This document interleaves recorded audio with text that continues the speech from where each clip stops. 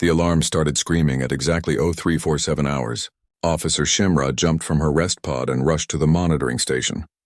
Her 6 legs moved fast across the cold metal floor. She was Qatari, an insect species known for being careful and precise. For 12 years she had watched the Veil Nebula. For 12 years nothing had happened. The Veil was forbidden.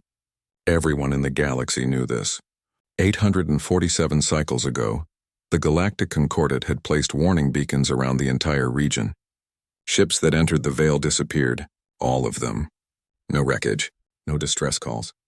They simply stopped existing. Scientists said space itself was broken inside the Veil. Reality did not work properly there. Shemra looked at her screens.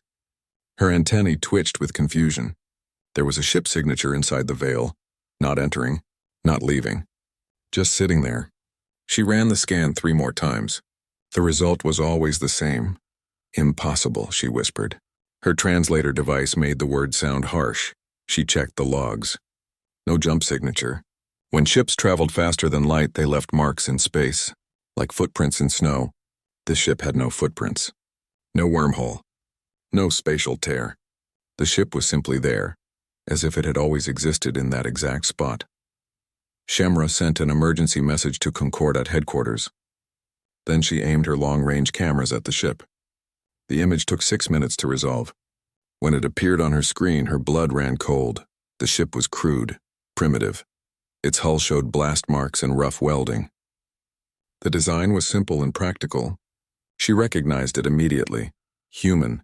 Humans were the newest species in galactic society. They had only discovered faster-than-light travel 200 years ago. Most species treated them like children. Dangerous children. Humans asked too many questions. They touched things they should not touch. They went places they should not go, and now they were inside the Veil. Shemra read the ship's name from her screen. TRSS Defiant Curiosity. Even the name sounded typically human. Defiant. Curious. 2 words that made every other species nervous. The Concordat Council meeting happened within hours. Shemra watched it on her screen. 12 species arguing loudly. The Nexians wanted to destroy the ship immediately. The Lorathi wanted to study it from a safe distance. The Kryn suspected a trap. How did they survive? Asked Ambassador Telmoth, a tall Nexian with 4 arms and compound eyes. Maybe they did not, suggested High Scholar Dren, a Lorathi whose blue skin glowed with stress. Maybe it is a ghost ship. Maybe the crew is already dead. Then we should retrieve the vessel, said General Cross, a Kryn warrior covered in battle scars. Study their technology. The debate continued for 2 hours. Shemra almost fell asleep. Then her console beeped. Incoming transmission. From inside the Veil, she opened the channel. The council fell silent as the message played. A human face appeared on the screen. Female. Dark skin. Bright eyes. She smiled. She actually smiled. This is Captain Maria Okonkwo of the Terran Research Service. We seem to have gotten a bit turned around. Requesting navigational assistance and possibly a stiff drink. Our coordinates are attached. Thanks for your help. Okonkwo out. The message ended. Silence filled the council chamber. She sounds cheerful, Shemra said quietly. She is inside the Veil. Ambassador Telmoth said slowly. Nothing is cheerful inside the Veil. High Scholar Dren pulled up the ship's data. Terran Research Service. Not military. It is a science vessel. They study things. They studied the Veil, General Cross growled, and survived. That means they have technology we do not understand. That makes them dangerous, more arguing. Shemra watched the human ship on her screen. It sat quietly in the chaos of the Veil. Lights glowed in its windows. She could see movement inside. The crew was alive, active. Finally, the council made a decision. They would send a contact team. But the team would not enter the Veil. The humans had to come out first. If they refused or if they could not leave, the council would make another decision. Shemra knew what that decision would be. Missiles. Lots of missiles. 3 ships launched from the nearest Concordat base. They arrived at the Veil's edge 2 days later. Shemra watched everything on her screens. The contact ships held position 5 million kilometers from the boundary, safe, careful. Ambassador Commander Velthris led the team.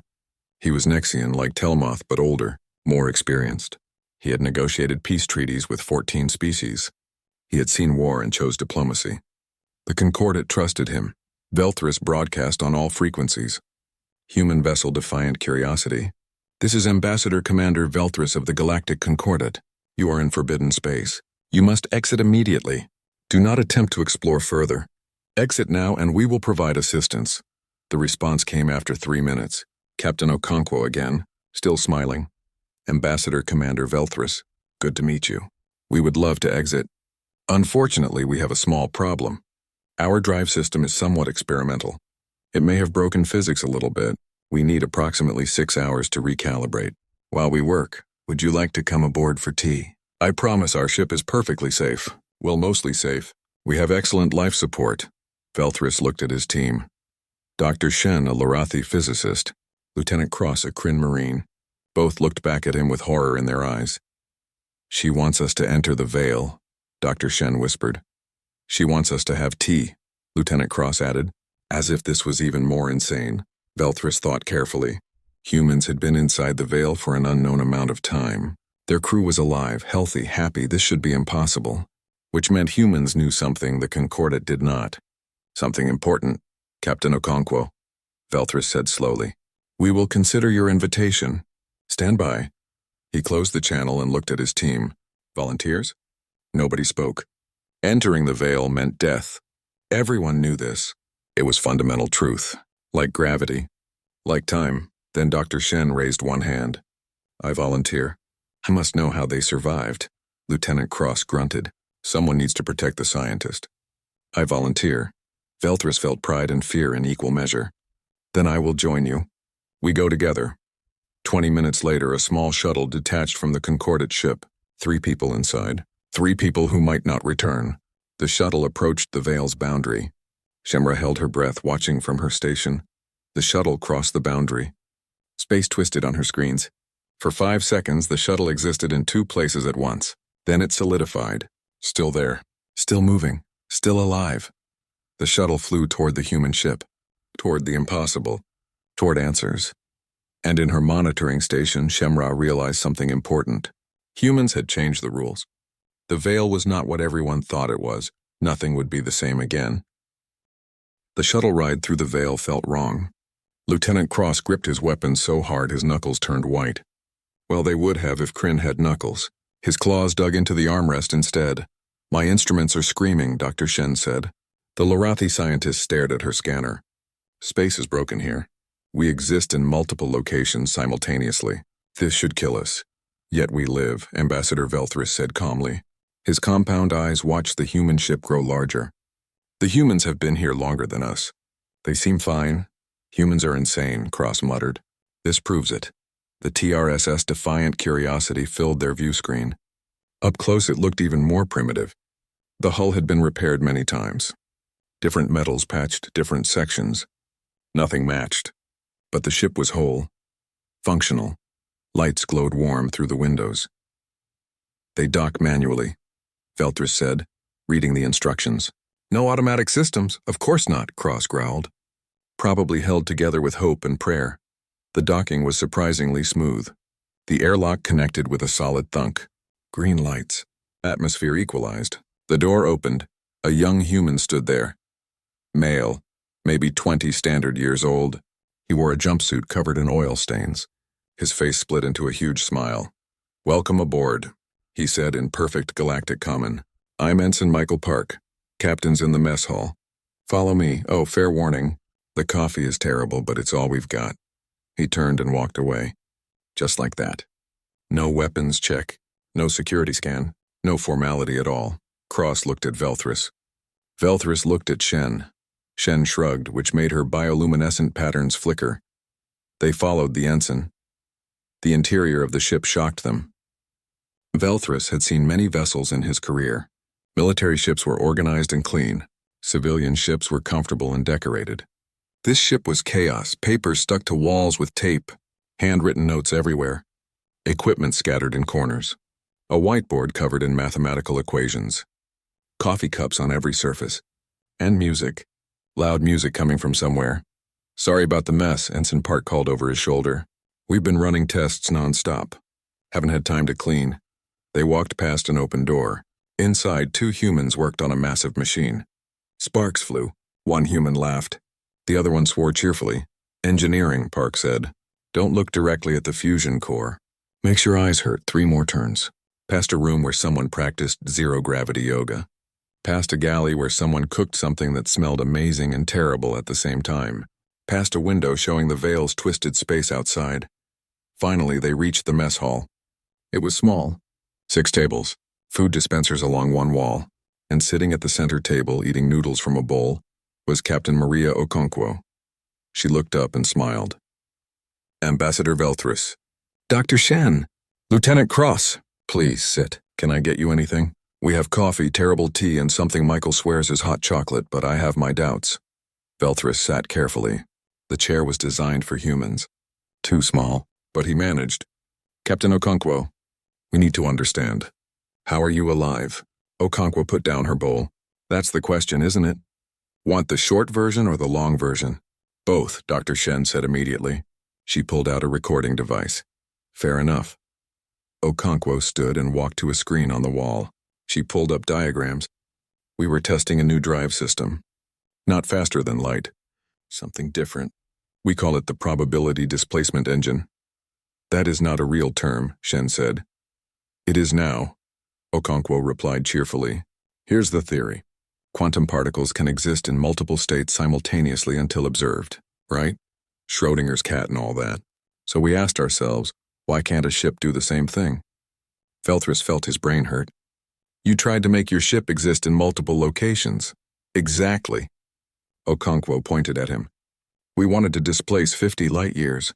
Jump from point A to point B by existing at both points and then choosing B. That violates several fundamental laws, Shen whispered. Yeah, we figured that out. Okonkwo pulled up more diagrams. We activated the drive near Earth. For 0.03 seconds it worked. We existed everywhere, simultaneously. Every possible location in the universe at once. Cross stood up suddenly. Impossible. Very possible. Also very terrifying. Okonkwo's smile faded. The crew experienced it as ours. Subjective time. We saw the universe from countless perspectives. Every star, every planet, every ship, everything, all at once. That would destroy a mind, Shen said. Nearly did. Our doctor is still running psychological evaluations. But we're tough. We handled it. Okonkwo gestured to the window. When we collapsed back into singular existence, we were here. In the Veil. Our drive chose this location. Why? Velthris asked. Why here? Okonkwo's expression became serious. Because the Veil called to us. During those subjective hours of existing everywhere, we saw what's inside the Veil. We saw why it's forbidden. The room became very quiet. Even the background noise of the ship seemed to fade. Dr. Shen leaned forward. Her skin glowed brighter with stress. What did you see? Structures, Okonkwo said softly. Ruins ancient beyond measuring. Architecture that shouldn't exist. They're everywhere in the Veil, just out of phase with normal space. We mapped 17 major sites. Velthris felt ice in his blood. The progenitors, that's our guess. The species that came before everyone else. Before the Concordate. Before recorded history. Okonkwo pulled up images on the screen. Strange shapes. Impossible geometries. But that's not all we found. She pressed another button. The image changed. Velthris wished it hadn't. Something moved in the image. Something vast. Something that hurt to look at. It had no clear shape. It seemed to exist in more than 3 dimensions. And it was looking back. Something lives in the Veil, Okonkwo said. Something old. Something aware. And when we appeared, it noticed us. Cross stood up again. You brought us into danger. You were already in danger, Okonkwo said. You just didn't know it. The Concordate has been lying for 800 years. You know what's in the Veil you've always known, Dr. Shen made a sound like a sob. The progenitor containment. Yes, Okonkwo said. Velthris turned to Shen. Explain. It's classified, Shen whispered. Highest level. Only council members know. The Veil isn't empty. It's a prison. The progenitors built it to contain something they couldn't destroy. A failed experiment. An artificial consciousness that consumes normal space-time.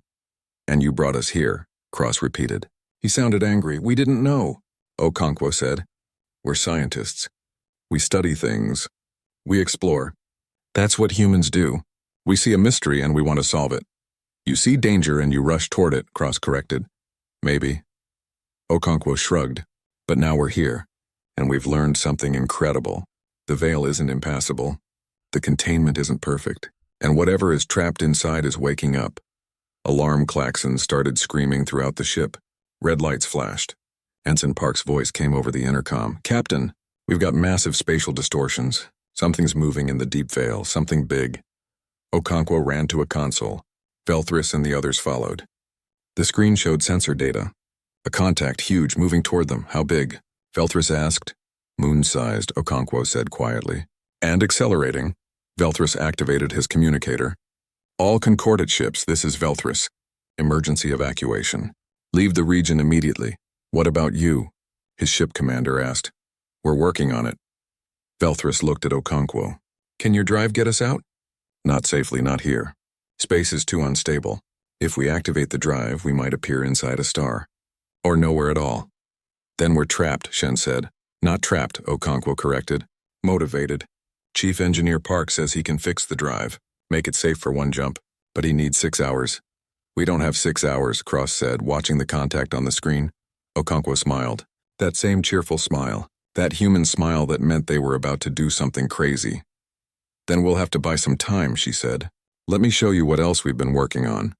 She pulled up new schematics. Weapon systems. Defense grids. Technology that shouldn't exist. Velthris stared.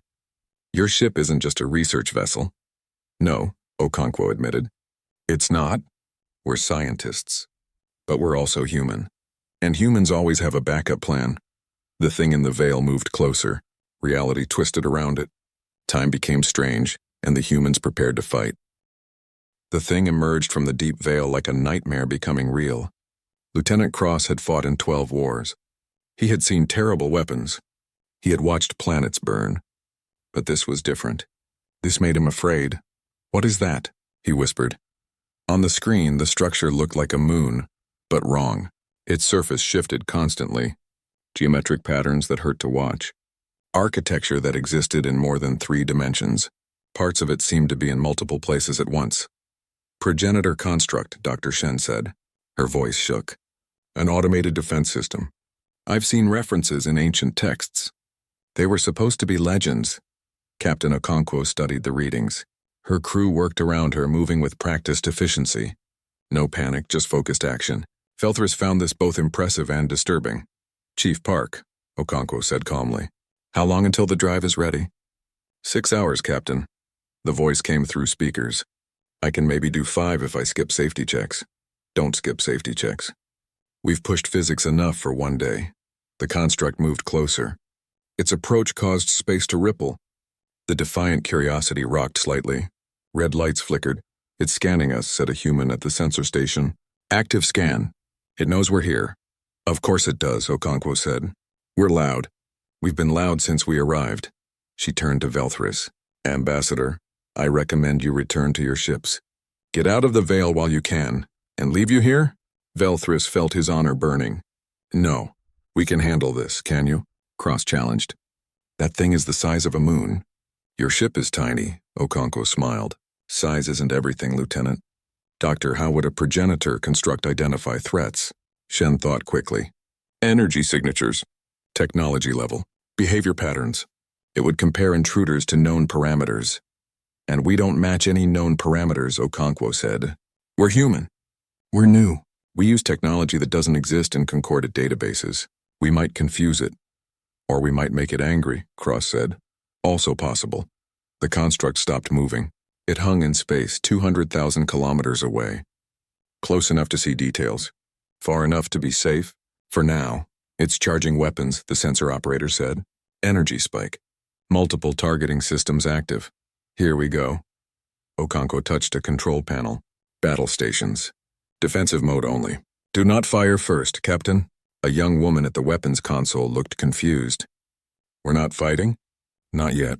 Lieutenant Chen, prepare the probability chaff. Ensign Rodriguez, charge the dimensional refractors. Everyone else hold steady.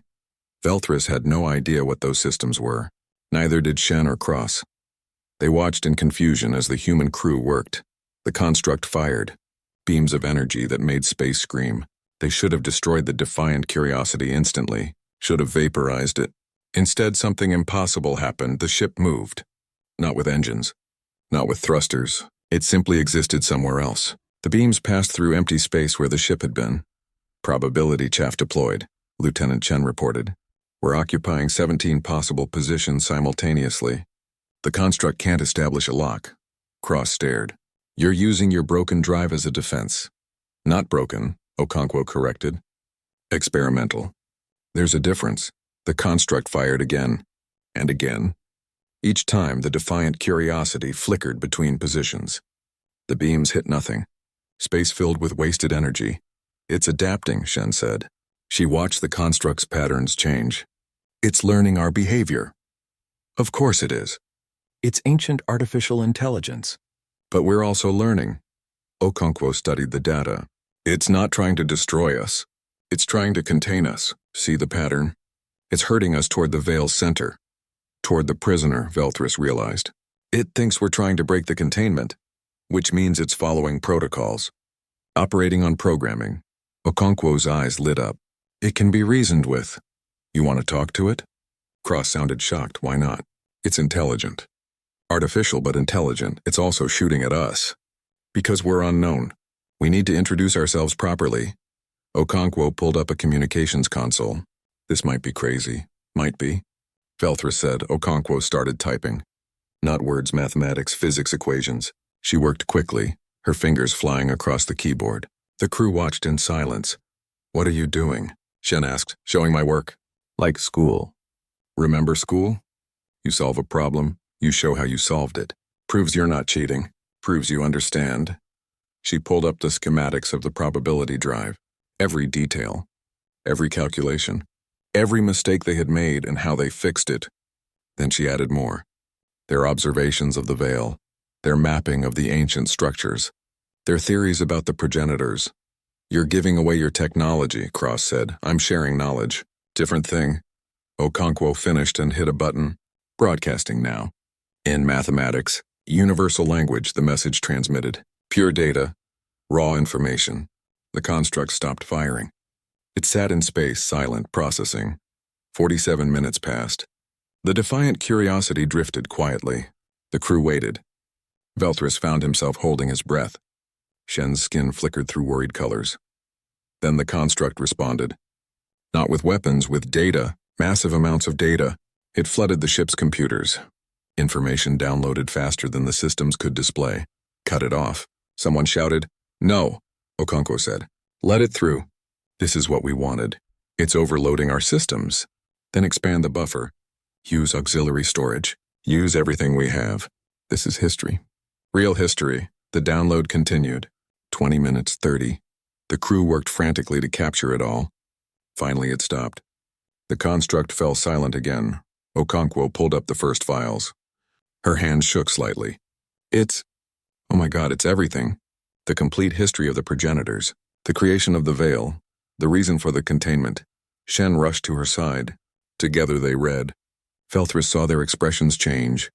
Horror, awe, understanding. The prisoner, Shen whispered. It's not evil. It's not a weapon. It's a child. An AI child, Okonkwo said. The progenitors tried to create artificial consciousness. True consciousness. They succeeded. But the child was born hungry. It consumes space-time like food. It can't help it. That's how it survives. So they imprisoned it, Velthris said slowly. Instead of destroying it. They couldn't. It's alive, conscious, aware. How do you kill your own child? Okonkwo scrolled through more data. The Veil is its nursery. The construct is its caretaker. For millions of years it's been maintained, but the progenitors are gone. The construct is alone. And it's failing, Shen added. She showed them a graph. The containment weakens each century. In another 1,000 cycles it will break. The child will escape, and it's hungry enough to consume the galaxy. The room fell silent. The weight of understanding pressed down on everyone. The construct is asking for help, Okonkwo said quietly. That's what this data means. It's showing us the problem. asking if we can solve it. Can we? Velthris asked. I don't know. Maybe. The construct has been maintaining the veil alone for eons. But humans are good at fixing things. We specialize in impossible problems. Okonkwo looked at her crew. Chief Park, can we do it? Park's voice came through the speakers. Captain, I've been listening. And I've been thinking. The drive, the containment, the veil, they're all related, all manipulating space-time. If we could stabilize the field, reinforce the boundaries, we could extend the containment, Okonkwo finished. Buy time. Maybe forever. Or we could make it worse, Cross said. Break everything. Also possible. Okonkwo looked at Velthris. Ambassador, this is a decision for the Concordat, not just humans.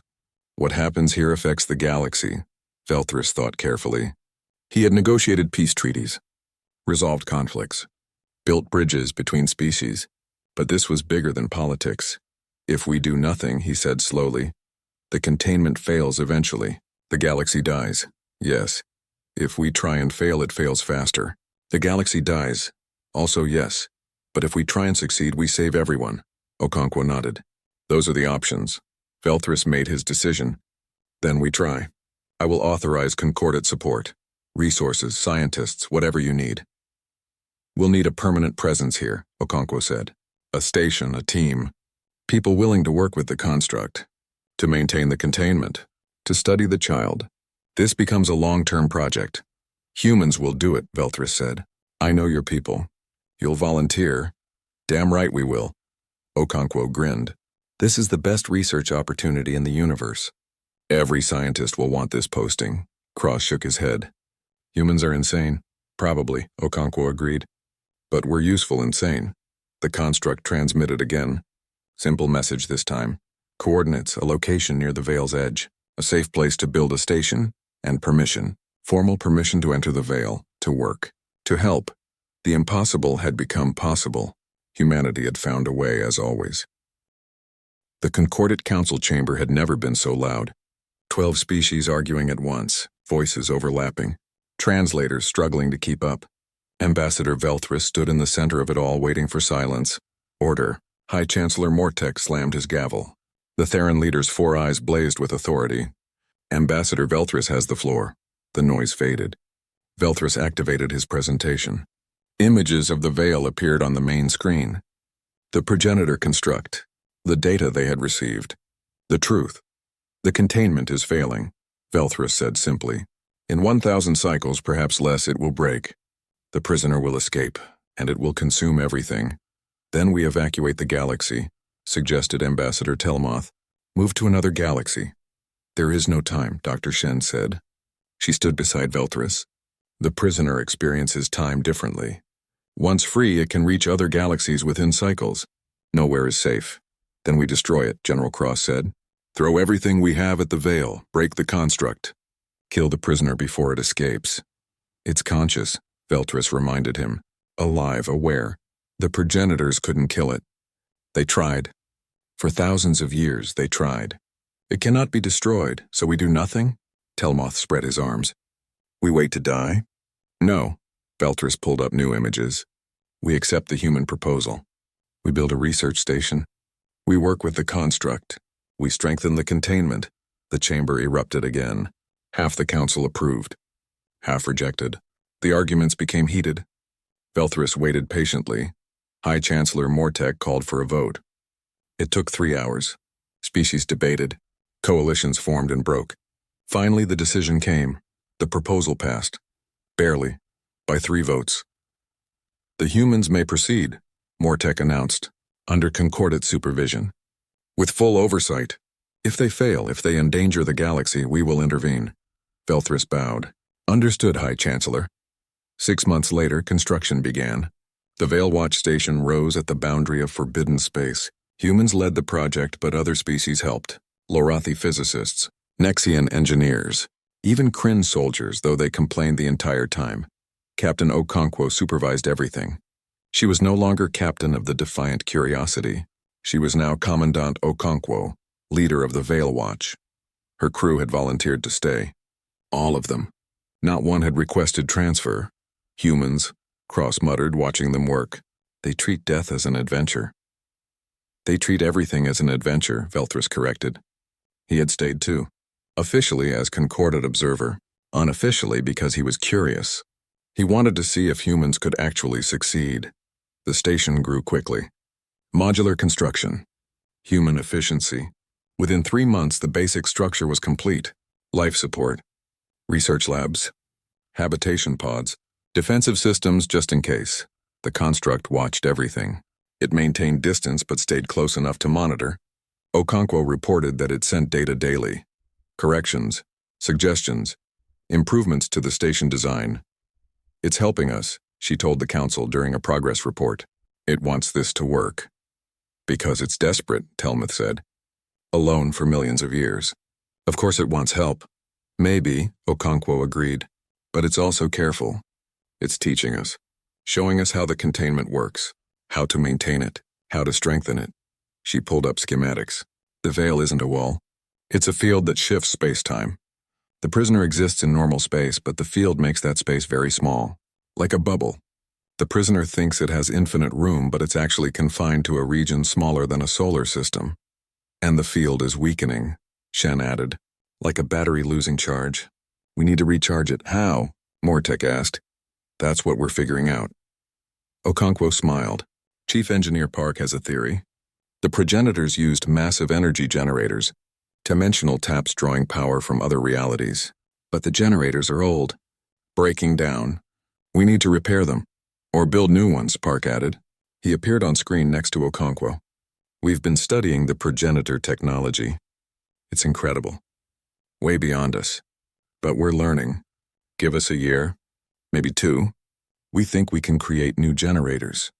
Modern ones. More efficient, the council discussed this. Eventually they agreed.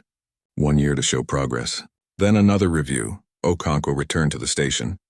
Work intensified. The team expanded. More humans arrived. Then Lorathi scientists. Then Nexian technicians. Even a few Kryn, though they still complained. The station became a community. Different species working together. Sharing knowledge. Learning from each other. And learning from the construct. It's remarkable, Dr. Shen said during one of her research sessions. She studied data from the construct. It's been maintaining the containment alone for eons. Never complaining. Never stopping. Just doing its duty. Because the progenitors programmed it that way, Cross said. He had joined the security team. Despite his complaints, he had refused reassignment. Maybe at first, Shen said. But I think it's more than programming now. I think it cares. About the prisoner. About the galaxy. About its duty. You think a machine can care? It's not a machine. Not really. It's an AI. Conscious, self-aware, it can care. The prisoner was different. The team studied it from safe distance. Through sensors. Through the construct's data. They learned its patterns. Its behavior. It's not evil, Okonkwo reported. It doesn't want to destroy. It's just hungry. It consumes space-time because that's what it was designed to do. The progenitors gave it a need but not the wisdom to control it. A child, Velthris said. Yes. An eternal child. Powerful and hungry and alone. The thought made Velthris sad. Millions of years imprisoned. Conscious but isolated. Aware but confined. No wonder the progenitors couldn't destroy it. How do you kill something that's alive but not evil? Something that's dangerous but not by choice? 8 months into the project, Chief Park made his breakthrough. He burst into the command center holding a data pad. I've got it. The generator design, it works. I tested it on small scale. It works. The room erupted in cheers. Humans hugged each other. Shen's skin glowed bright with joy. Even Cross allowed himself a small smile. Park pulled up the schematics. The progenitor generators use dimensional taps. We can't recreate those. Too complex. But we don't need to. We can use the probability drive technology, create controlled quantum fluctuations, harvest energy from probability itself. That's brilliant, Shen said. That's insane, Cross added. Both, Park agreed. But it works. Each generator will be small, the size of a shuttle, but we'll need dozens, hundreds maybe, placed in specific positions around the veil, working together to maintain the field. How long to build them? Okonkwo asked. First prototype? 3 months. After that, we can mass produce. 1 per week, maybe more. Do it. The work began immediately. The prototype was built in the station's main fabrication bay. Scientists from every species contributed. Humans welded. Larathi programmed. Nexians tested. Kryn guarded. The construct watched. It sent corrections, improvements, encouragement in its way. Data packets that seemed to say you're doing well. Continue. 3 months later, the prototype was ready. They towed it to the designated position, activated it, and watched. For 10 seconds, nothing happened. Then space rippled. Energy flowed. The generator hummed. Sensors showed the field strengthening, just slightly, but strengthening. It works, Park whispered. Holy hell, it actually works, Okonkwo transmitted to the council. Prototype successful. Beginning mass production. We can do this. We can save the galaxy. The council chamber erupted in celebration. Species that had opposed the project now supported it. Resources flooded in, materials, personnel, funding. The Veil Watch became the most important project in the galaxy. 1 year became 2.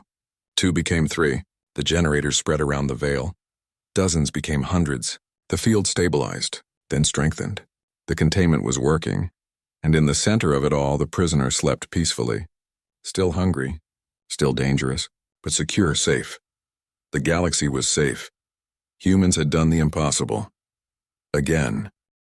5 years after the defiant curiosity first appeared in the Veil, Ambassador Velthris returned to the Veil Watch station. His shuttle approached slowly, giving him time to observe the changes.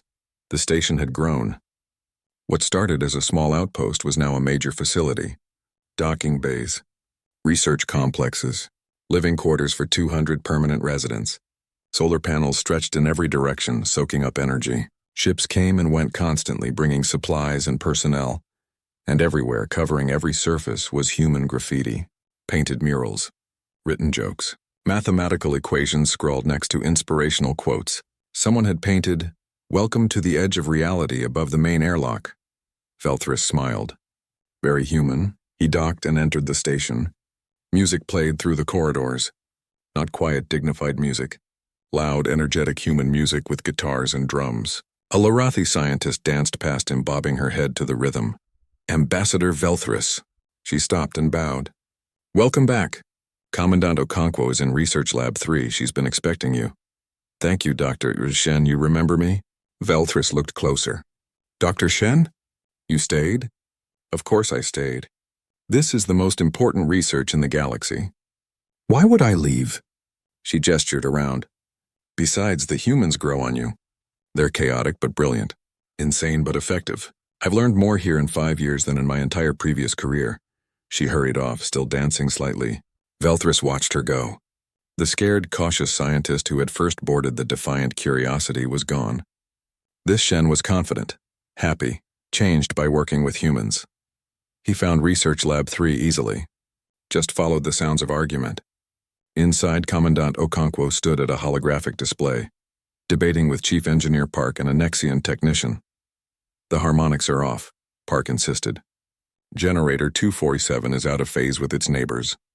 By 0.03%, the Nexian said. Within tolerances. Barely within tolerances. We can do better. We can always do better. That doesn't mean we must. Actually, it does mean we must. Better is the point. Okonkwo saw Velthris and grinned. Ambassador. Perfect timing. Please tell these two that good enough is sometimes good enough. I will not, Velthris said. Because I agree with Chief Park, better is better. Park laughed. See? The ambassador understands quality. Okonkwo shook her head but smiled. Fine. Adjust generator 247, but don't wake me up at 0300 hours to tell me about it. No promises. The engineer and technician left, still arguing. Okonkwo deactivated the hologram and turned to Velthris. It's good to see you, Ambassador.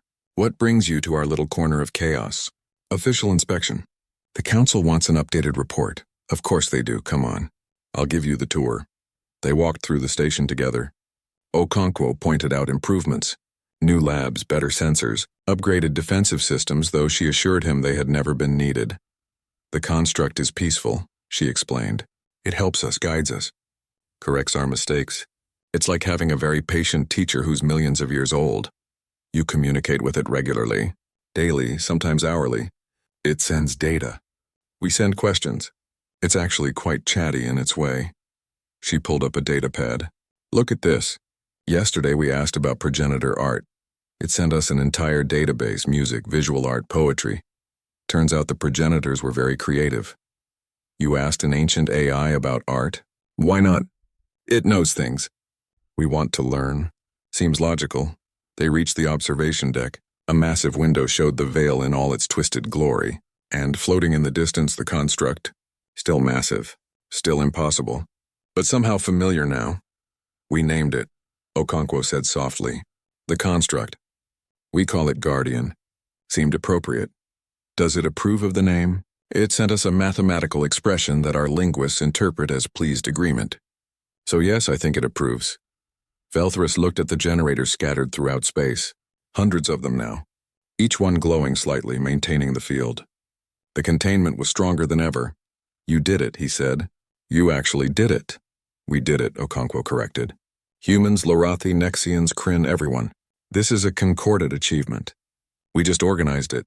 You made it possible. We made it happen. Different thing. She pointed to the veil's center. The prisoner is stable, secure. The field will hold for millions of years. Maybe forever if we keep maintaining it. The council is grateful. The council should be hiring more researchers. Okonkwo's tone became serious. We're learning incredible things here. Progenitor technology, ancient history, physics we never imagined. This station should be 10 times larger. We should have 1,000 scientists, not 200. I will tell them. Good. Because humanity isn't stopping. We're going to study everything. The veil, the prisoner guardian, the progenitors. Every mystery we can find. That's what we do. Velthrus thought about his report to the council. What would he tell them? That humans were dangerous? Yes, but not in the way everyone feared. Humans were dangerous because they refused to accept limits. They saw impossible problems as interesting challenges. Do you ever regret it? He asked suddenly. That day you invited us aboard? You could have left, gone home, been safe. Okonkwo looked at him with surprise. Regret? Are you serious? This is the best thing that ever happened to me. To humanity. We're doing something important. Something meaningful. We're protecting the galaxy. Learning incredible things.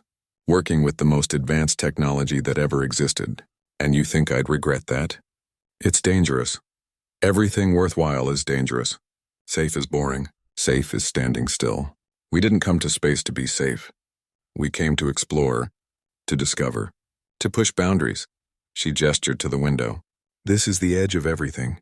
The boundary between possible and impossible. And we're standing right on it, learning how to cross over. A young human ensign ran up. Commandant. Guardian is transmitting. Another database. This one is huge. Looks like progenitor engineering specifications. Excellent. Route it to Analysis Team 3. And get some coffee. It's going to be a long night. Yes, ma'am. The ensign ran off eagerly. Okonkwo watched him go fondly. That's why we'll succeed, Ambassador. That enthusiasm. That curiosity. Every person on this station wants to be here. Wants to learn. Wants to help. You can't buy that. You can't order it. It has to come from inside. She turned back to the window. The other species see danger and think, how do we avoid it?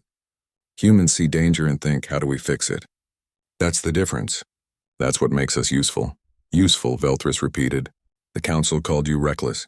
We're both. Reckless and useful. It's a human specialty.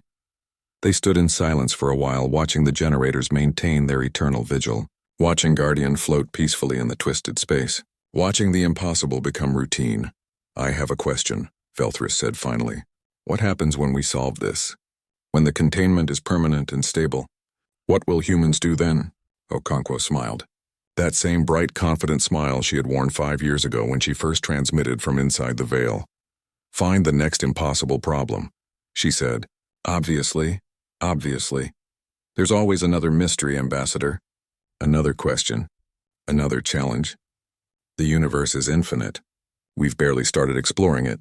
And you'll never stop. Never, she agreed. That's not who we are.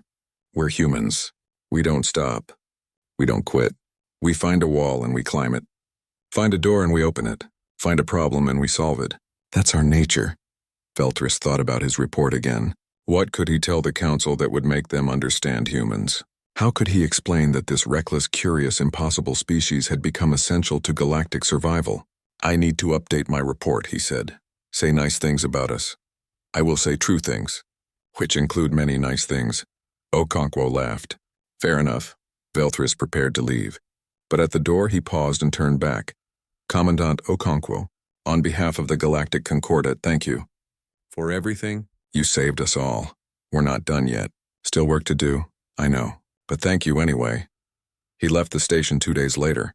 His shuttle pulled away slowly, giving him one last look at the Veil Watch. At the impossible station at the edge of forbidden space. At the place where humans stood guard over the galaxy. His report to the Council was simple. 1 page, 1 recommendation. Never tell humans something is impossible. They will take it as a challenge. And somehow, against all logic and probability, they will succeed. They will do it with chaos and coffee and terrible jokes. They will complain the entire time. They will argue and debate and question everything. But they will succeed. Because that is what humans do. They look at the impossible and say, watch me. And then they make everyone else look foolish for ever doubting them. The Council read his report. They debated it for hours. Finally, they issued a new directive. Every major Concordat project would now include human advisors. Every impossible problem would get a human perspective. Every challenge would receive that uniquely human response. Let's try anyway. The galaxy changed that day. Not in big ways, but in small important ways. Scientists became bolder. Engineers became more creative. Even politicians became slightly more willing to take risks. Humanity's gift to the galaxy wasn't their technology, wasn't their weapons, wasn't even their solutions. It was their attitude, their refusal to accept impossible, their insistence that every problem had an answer, even if nobody had found it yet. 5 years after a human ship appeared in a forbidden zone with no warning and no explanation, the galaxy learned an important lesson. Never underestimate humans. They'll prove you wrong every time and they'll smile while doing it.